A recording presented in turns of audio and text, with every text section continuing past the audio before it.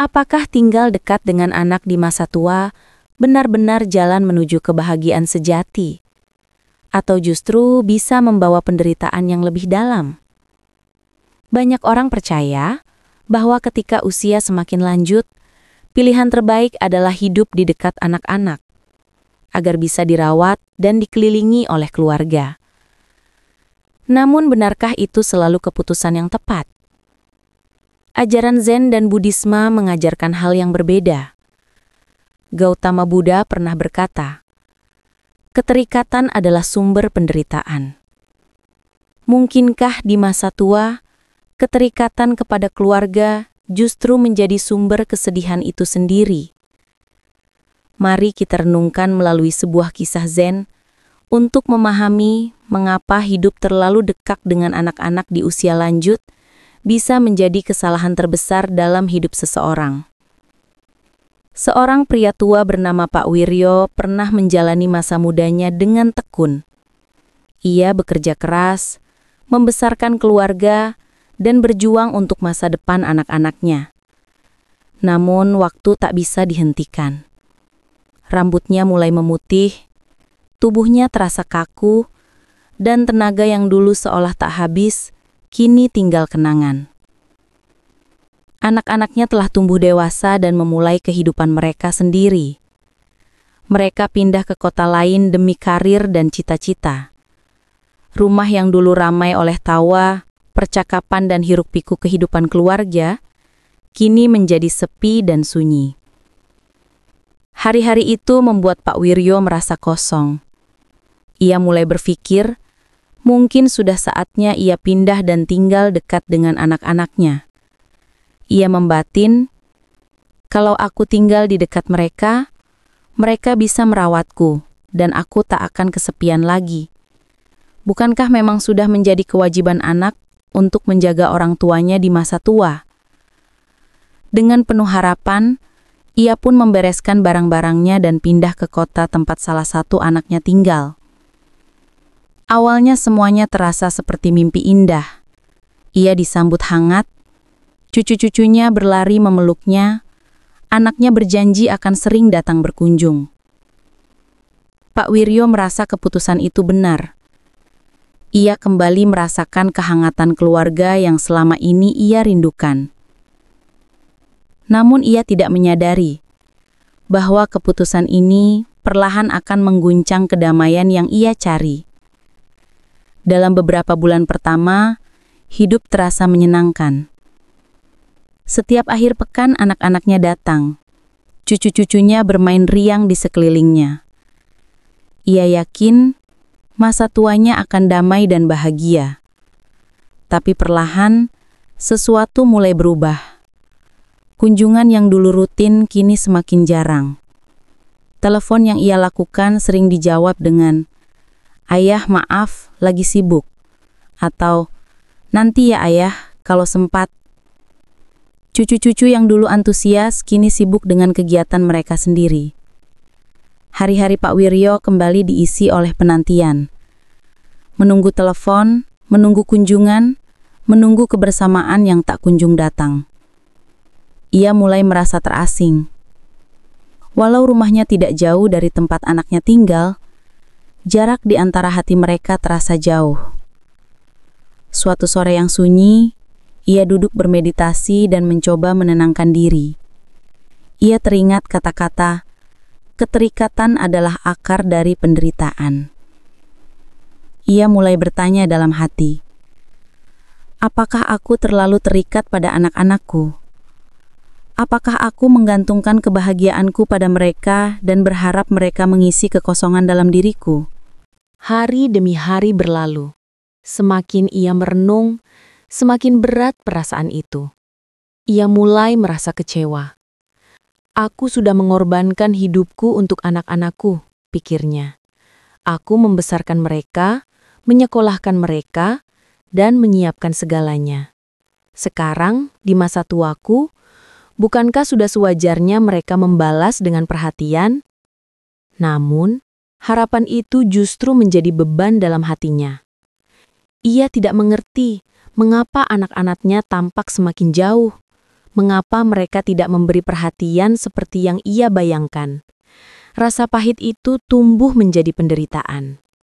Suatu malam, dalam tidur yang gelisah, ia bermimpi bertemu seorang guru Zen bijak bernama Bante Ananda. Sang guru berkata lembut, "Kamu terlalu melekat pada bayangan bahwa anak-anakmu harus memenuhi keinginanmu. Semakin kamu berharap pada mereka, semakin kamu akan menderita. Kedamaian sejati tidak datang dari orang lain, tapi dari dalam dirimu sendiri." Saat terbangun, Pak Wiryo termenung lama. Kata-kata itu menggema dalam pikirannya. Ia menyadari bahwa selama ini, ia menaruh harapan yang tidak realistis pada anak-anaknya. Ia mengira bahwa kedekatan fisik akan otomatis membawa kedekatan hati. Padahal meskipun mereka tinggal berdekatan, kehidupan mereka tetap berjalan di jalurnya masing-masing. Ia berharap anak-anaknya bisa mengisi kesepian dalam dirinya. Namun apakah itu memang tanggung jawab mereka? Semakin lama ia merenung, semakin jelas baginya bahwa penderitaannya bukan karena anak-anaknya kurang perhatian, melainkan karena dirinya sendiri yang masih terikat. Ia menempatkan kebahagiaan di tangan orang lain dan melupakan ajaran pelepasan yang dulu pernah ia pahami. Tinggal dekat dengan anak-anak ternyata tidak menghapus kesepian, malah memperdalamnya ketika harapan itu tidak terpenuhi. Disitulah ia mulai mengerti bahwa kebahagiaan sejati bukan soal jarak fisik, tetapi kedamaian hati yang lahir dari melepaskan keterikatan.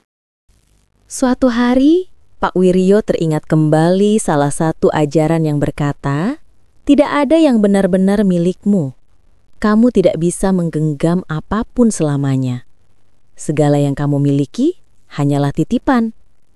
Kata-kata itu menembus hatinya. Ia menyadari bahwa anak-anaknya pun bukanlah sesuatu yang bisa ia miliki. Mereka memiliki kehidupan mereka sendiri, keluarga mereka sendiri, dan jalan mereka masing-masing. Dengan terus menggenggam mereka, ia sebenarnya sedang berusaha menahan sesuatu yang bukan miliknya untuk dikendalikan. Dari kesadaran itu, ia mulai melihat bahaya lain yang tersembunyi dalam keputusannya. Dengan tinggal terlalu dekat dengan anak-anaknya, tanpa sadar, ia telah menjadikan dirinya bergantung pada mereka. Ia menunggu anak-anaknya punya waktu untuknya, berharap mereka membawa kebahagiaan dan kenyamanan. Namun, di balik itu, ia perlahan kehilangan kemandiriannya sendiri. Ia membiarkan kebahagiaannya tergantung pada kehadiran mereka, dan ketika mereka sibuk dengan urusan masing-masing, hatinya terasa hampa. Ia lalu teringat kisah yang pernah diceritakan seorang biksu Buddhis kepadanya di masa lalu. Kisah tentang seorang pria yang berjalan dari satu desa ke desa lain sambil memanggul karung berisi biji-bijian di punggungnya. Beban itu sangat berat, membuatnya terus mengeluh betapa sulitnya perjalanan itu. Suatu ketika, seseorang menawarkan bantuan untuk membawakan karung itu. Namun, pria itu menolak sambil berkata, "Jika aku tidak memikul beban ini sendiri, aku tak akan pernah membangun kekuatan untuk berjalan dengan kakiku sendiri." Pak Wiryo tersentak oleh makna kisah itu. Ia menyadari bahwa selama ini, ia memikul beban usia tua, tetapi alih-alih menguatkan dirinya untuk menanggungnya, ia malah meletakkan beban itu di pundak anak-anaknya. Ia berharap mereka yang memikul beban emosionalnya, padahal justru itu membuat dirinya semakin lemah dan tidak damai. Suatu sore yang tenang, ketika ia duduk bermeditasi di bawah naungan pohon, kesadaran terakhir pun datang. Ia mengerti bahwa kesalahannya bukanlah karena ia tinggal dekat dengan anak-anaknya, tetapi karena keterikatannya pada gagasan bahwa anak-anaknya bertanggung jawab atas kebahagiaannya. Ia akhirnya menyadari bahwa kedamaian sejati tidak datang dari orang lain, melainkan dari dalam diri sendiri. Ia teringat ajaran Sang Buddha. Kedamaian datang dari dalam diri, jangan mencarinya di luar. Anak-anaknya, Seberapapun mereka mencintainya, tidak bisa memberinya rasa tenang yang sejati. Kebahagiaan itu hanya bisa muncul dari hatinya sendiri, dari kemampuannya melepaskan ekspektasi dan menerima setiap momen apa adanya, bukan seperti yang ia inginkan. Sejak hari itu, Pak Wiryo mulai mengubah pandangannya. Ia berhenti menghitung seberapa sering anak-anaknya datang berkunjung, dan mulai belajar bersyukur setiap kali mereka sempat menelepon atau menemuinya. Ia berhenti menakar kebahagiaannya berdasarkan perhatian orang lain dan mulai menikmatinya melalui hal-hal sederhana di hidupnya. Ia menemukan ketenangan dalam kicau burung di pagi hari, dalam hangatnya sinar matahari di kulitnya, dan dalam keheningan meditasi yang membuatnya semakin mengenal dirinya sendiri. Perlahan, ia merasakan kebebasan yang belum pernah ia rasakan sebelumnya. Dengan melepaskan keterikatannya pada anak-anaknya, ia telah membebaskan diri dari beban ekspektasi dan penderitaan yang menyertainya. Ia tidak lagi merasa perlu mengatur atau menuntut perhatian mereka. Sebaliknya, ia membiarkan mereka menjalani kehidupan masing-masing, sementara ia sendiri memilih menjalani hari-harinya dengan damai dan penuh rasa cukup. Perubahan itu ternyata juga dirasakan oleh anak-anaknya. Mereka tak lagi merasakan tekanan dari harapan sang ayah. Hubungan di antara mereka menjadi lebih tulus. Ketika mereka datang berkunjung, bukan karena kewajiban, tetapi karena cinta. Dan Pak Wiryo pun mendapati bahwa ia kini jauh lebih menikmati kebersamaan itu, karena kebahagiaannya tidak lagi bergantung pada kehadiran mereka.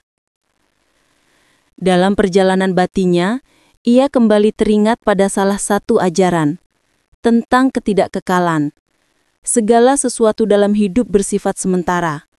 Masa muda, kesehatan, hubungan, bahkan peran kita dalam kehidupan, segalanya akan berubah.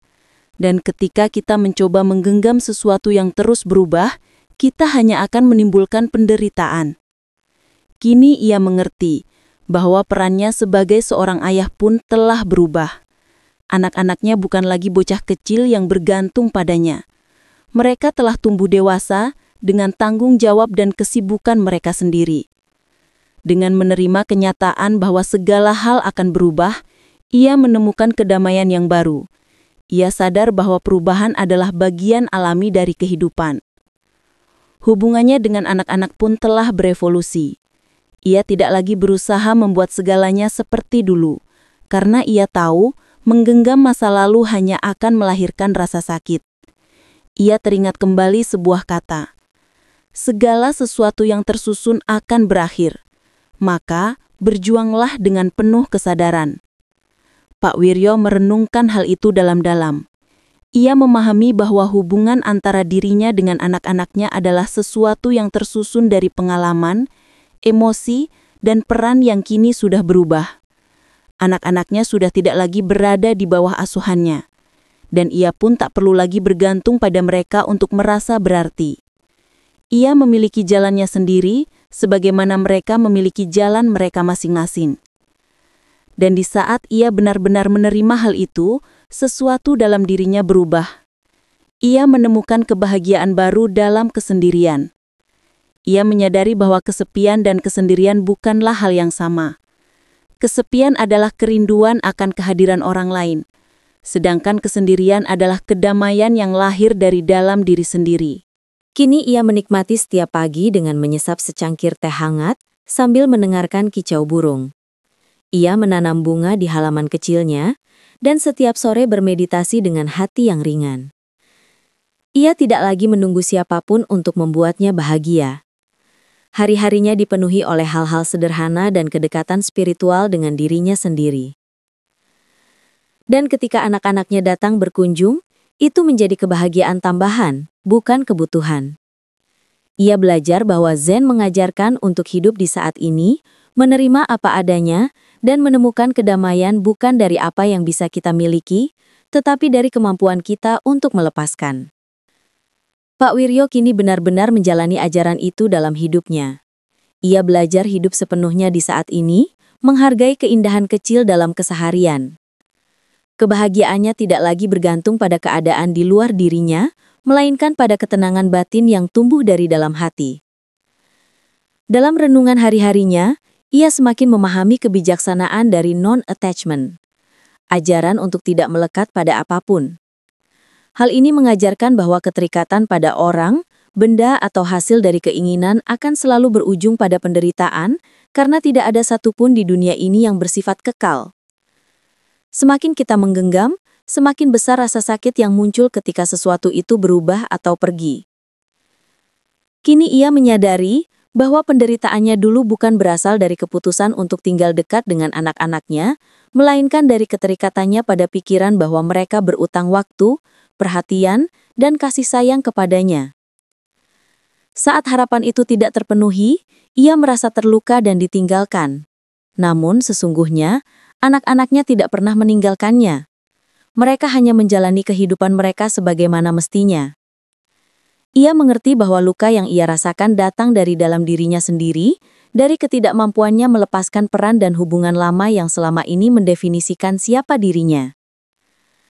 Dengan mempraktikkan pelepasan dan tidak melekat pada hal-hal duniawi, Pak Wiryo membebaskan dirinya dari kekacauan batin yang dulu menjeratnya. Ia tak lagi merasa kecewa ketika anak-anaknya sibuk atau merasa sedih saat mereka jarang berkunjung. Sebaliknya, ia belajar menerima setiap momen sebagaimana adanya, tanpa menuntut lebih dan tanpa takut kehilangan. Di tahun-tahun terakhir hidupnya, ia menyadari bahwa perjalanan hidupnya telah berputar penuh, seperti roda yang kembali ke titik awal. Dahulu, ia merawat anak-anaknya, membimbing mereka hingga tumbuh dewasa dan mandiri. Kini di masa tuanya, ia belajar merawat dirinya sendiri dengan penuh kasih dan kebijaksanaan. Perannya sebagai seorang ayah telah bergeser. Kini, ia punya kesempatan untuk menumbuhkan kedewasaan batin dan kemandirian spiritual. Dalam pandangan Zen, kehidupan adalah rangkaian siklus yang silih berganti, masing-masing membawa pelajaran yang berbeda.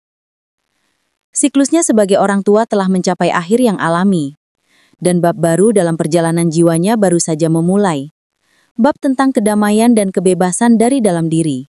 Pak Wiryo tidak lagi didefinisikan oleh perannya sebagai ayah, ataupun dibelenggu oleh ekspektasi lama yang dulu membuatnya menderita. Kini ia hanya menjadi manusia seutuhnya, yang berjalan di jalan kehidupan dengan ketenangan dan penerimaan. Menjelang akhir hidupnya, ia merasakan kedamaian yang mendalam. Hubungannya dengan anak-anaknya justru semakin kuat, bukan karena mereka lebih sering datang, tetapi karena ia telah melepaskan keinginan untuk mengendalikan dan membiarkan cinta mengalir dengan bebas. Anak-anaknya datang bukan karena kewajiban, melainkan karena kasih yang tulus. Dan ketika mereka tak bisa datang, ia tidak merasa ditinggalkan, karena ia tahu bahwa cinta tidak diukur dari jarak, tetapi dari keikhlasan hati. Dalam keheningan hari-hari terakhirnya, Pak Wiryo merenungkan pelajaran yang ia dapatkan sepanjang hidupnya, tentang bahaya keterikatan, pentingnya kemandirian batin, dan kedamaian sejati yang hanya bisa ditemukan di dalam diri sendiri. Ia telah menjalani hidup yang penuh, bukan dengan bergantung pada orang lain, tetapi dengan menemukan kebahagiaan dalam setiap detik kehidupan.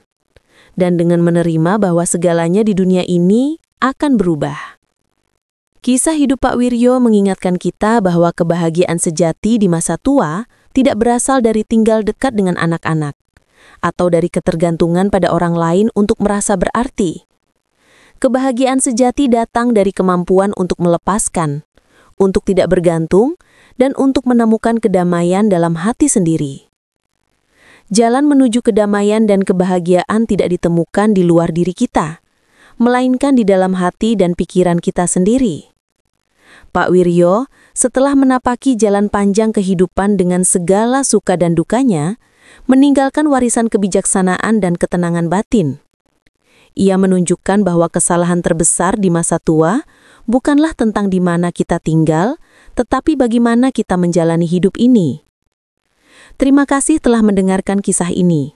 Silahkan tekan tombol subscribe di channel ini dan aktifkan notifikasinya. Di channel Podcast Lansia, saya selalu membagikan tips yang praktis, sederhana, dan terbukti, khusus untuk para pria dewasa dan lansia yang ingin tetap aktif dan sehat secara mental maupun emosional. Jika Anda merasa video ini cocok untuk Anda, tuliskan angka 1 di kolom komentar. Jika belum cocok, tuliskan angka 0. Saya membaca semua komentar Anda, karena masukan Anda sangat membantu saya dalam membuat konten yang lebih bermanfaat dan relevan. Semoga Anda menemukan kedamaian dalam perjalanan hidup Anda sendiri. Sampai jumpa di video berikutnya.